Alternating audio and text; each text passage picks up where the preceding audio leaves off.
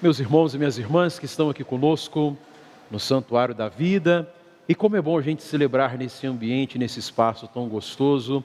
Também você que nos acompanha pela Rede Vida, onde quer que você esteja, nós estamos aqui pedindo que as bênçãos de Deus alcance você, a sua família e que as suas intenções, junto com as nossas, cheguem também aos céus. Hoje nós celebramos a festa de São Tiago, um apóstolo de Jesus.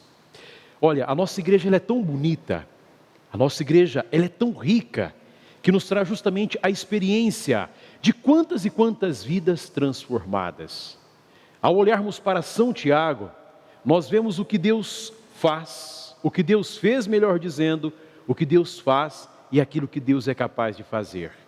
A família de Tiago, vocês acabaram de ver que a mãe dele fez um pedido para Jesus, né? Eu não sei se vocês notaram, mas esse pedido gerou uma intriga no meio dos demais. Essas mulheres que pedem a Deus, hein? O que vocês estão pedindo a Deus, mulheres? Quem está acompanhando a gente não percebeu o sorrisinho de canto de boca que tem aqui. Deus seja louvado pela vida de cada uma de vocês, porque a igreja é sustentada, sem dúvida nenhuma, pela oração da grande parte de mulheres que vivem nas nossas comunidades e sustentam os nossos trabalhos. Deus seja louvado pela vida de vocês. Olha só, a família de Zebedeu tem uma vivência interessante com Jesus. Eu não sei se vocês sabem, né, mas Tiago e João são irmãos. E me parece que Jesus deu um apelido interessante para eles. Eles eram conhecidos como filhos do trovão.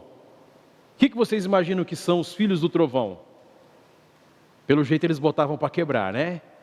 Entre aspas, ou seja, provavelmente eram homens, eram pessoas enérgicas e talvez gostariam ou gostassem de ver as coisas acontecerem. E aqui acontece novamente um episódio familiar. A mãe deles chega para Jesus, se ajoelha e faz um pedido. Olha, Senhor, eu gostaria que o Senhor desse uma coisa muito especial para os meus filhos.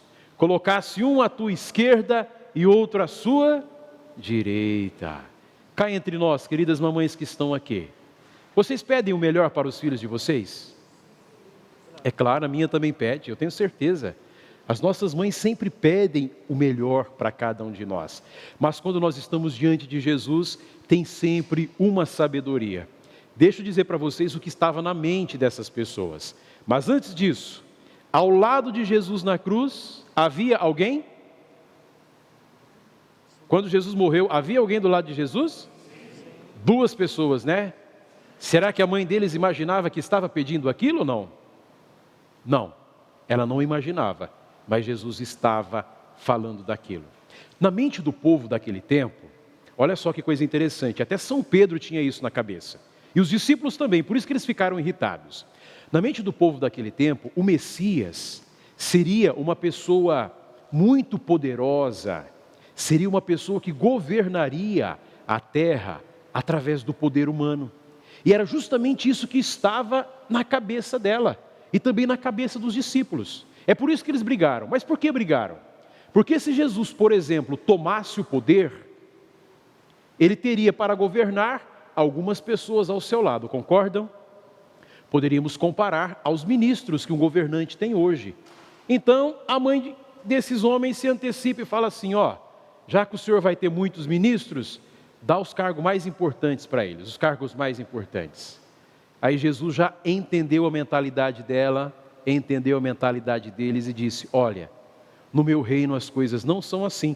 É por isso que ele coloca aqui dois caminhos, o dos governantes e o seu próprio caminho. Os governantes de fato querem os primeiros lugares, querem lugares que aparecem, querem lugares de destaque. Só que Jesus está dizendo, o reino que eu vim colocar nessa terra, não é esse tipo de reino. O reino que eu vim inaugurar nessa terra, não é o reino em que as pessoas disputam por posição. A única competição válida no reino de Jesus é a competição do amor. Quem ama mais? Eu acho que o nosso mundo seria tão diferente se a gente competisse a respeito disso, né? Imagine se houvesse briga para ver quem ama mais. Não haveria briga na verdade, porque o nosso mundo seria muito diferente. E é justamente isso que Jesus quer trazer aqui na vida de Tiago e na vida de todos os discípulos. Como eu disse para vocês, Jesus é especialista em transformar vidas. Jesus, ele tira cada um de nós daquilo que nós somos e nos leva para aquilo que nós podemos ser. Jesus, dos filhos do trovão, transformou em pessoas que levaram a sua mensagem e continuam a propagar essa mensagem até os dias de hoje. São Tiago foi o primeiro dos apóstolos a receber o martírio. São Tiago foi morto no ano de 44.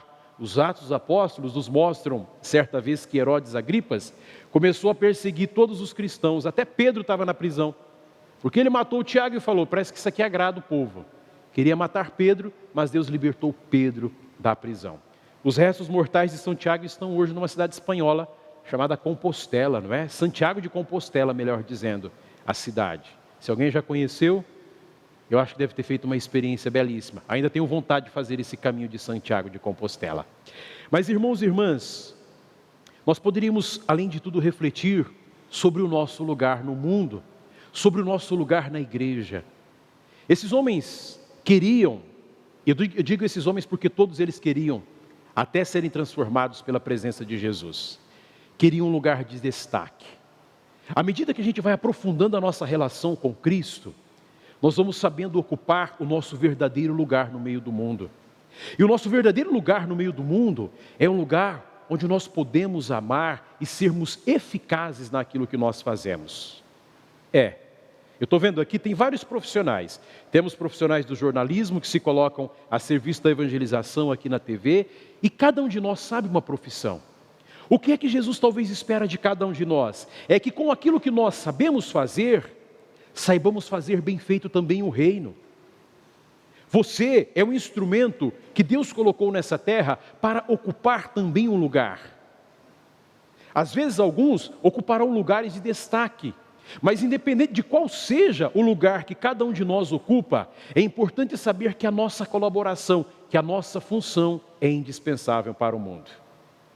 Outra coisa que a gente aprende, a pedir certo. A mãe de Tiago, com Jesus, aprendeu a fazer uma oração diferente. A não pedir tanto, talvez, o primeiro lugar. Mas a pedir o quê? A pedir que eles estivessem no coração de Jesus. A pedir que no lugar deles também pudesse estar o coração de Jesus. Que o Senhor nos ensine a pedir a coisa certa, do modo certo e do jeito certo. Antes de finalizar a homilia, eu gostaria de falar um pouquinho de São Paulo, da primeira leitura. Eu sou muito fã de São Paulo e acho fantástica a teologia de São Paulo. Mas chegando lá, o refrão do Salmo nos diz antes, olha só.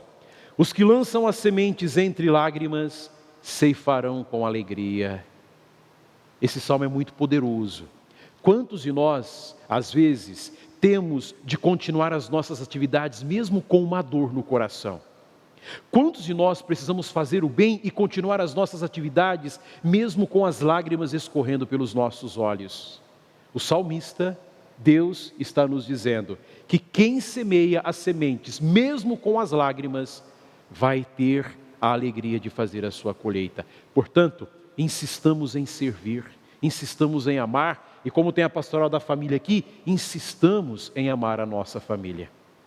E aqui a gente chega na primeira leitura de São Paulo, para a gente encerrar essa reflexão. São Paulo diz assim: trazemos esse tesouro em vasos de barro, para que todos reconheçam esse extraordinário poder que vem de Deus em nós. Isso aqui é oração, gente. Isso aqui faz parte de educação espiritual. As próximas palavras: somos afligidos de todos os lados, mas não somos vencidos. Postos entre os maiores apuros, mas não perdemos a esperança. Somos perseguidos, mas não desamparados. Somos derrubados, mas não aniquilados. Você já fez essa experiência? Alguém tentou te derrubar, ou a própria vida tentou te derrubar? São Paulo está dizendo: pode derrubar, eu não caio. E se eu cair, eu me levanto. Se alguém estiver me perseguindo, pode perseguir, eu não desisto. Eu acredito que São Paulo vivia na sua vida aquilo que nós chamamos de fé imbatível. É por isso que ele chegou num determinado momento da vida e disse assim: eu sei em quem eu coloquei a minha esperança. As palavras de São Paulo nos inspiram a não desanimar, nos inspiram a levar adiante as tarefas que nós assumimos com Deus. Ô Luiz Antônio, Uma vez aconteceu com São Paulo, ele fez uma viagem para Roma, estava indo para Roma, e aconteceu que o seu barco naufragou. Está lá no capítulo 28 dos Atos dos Apóstolos. E o que aconteceu? Eles acabaram desembarcando na ilha de Malta. E em Malta, os moradores viram que o barco tinha se espatifado, falaram assim: esse homem aqui está sendo castigado pelos deuses. E ficaram com receio de recebê-los na ilha. Mas de repente, o pessoal no vai e vem, São Paulo começou a recolher uns gravetos para acender um fogo porque fazia frio. O que acontece? Enquanto São Paulo recolhe ali uns pedaços de madeira, uma serpente vem e morde o braço de Paulo. As pessoas que viram, era uma serpente venenosa, falaram assim: agora nós temos certeza de que esse homem é um suicida, ou melhor, é um homicida. Portanto, se ele não morreu no mar, ele vai morrer com a mordida dessa serpente. O que acontece? São Paulo chacoalha a serpente no fogo. As pessoas esperavam o veneno fazer efeito para que ele morresse. O que aconteceu com São Paulo? Ficou vivinho da Silva, como a gente dizia na roça. Aí as pessoas mudaram o olhar para São Paulo e falaram: esse homem, entre aspas, é um Deus. Esse homem é protegido por Deus. O que a vida de São Paulo nos ensina, como a vida de São Tiago nos ensina, como a vida dos apóstolos, como a nossa igreja nos ensina. Quando Deus nos dá uma meta, nos dá uma missão, Ele caminha conosco até as últimas consequências. Ele não permite que as coisas aconteçam fora do tempo. Por isso, tenhamos coragem e ousadia na pregação do Evangelho. Sejamos também pessoas de fé inabalável, como foram Tiago, como foi São Paulo, Maria, José e tantas pessoas que dão a vida pelo reino. Que o Senhor nos dê uma fé forte. Louvado seja nosso Senhor Jesus Cristo. Para sempre seja louvado. Este programa tem o apoio dos nossos benfeitores. Seja você também um benfeitor, evangelizando com a gente. 0 Operadora 11 4200 8080.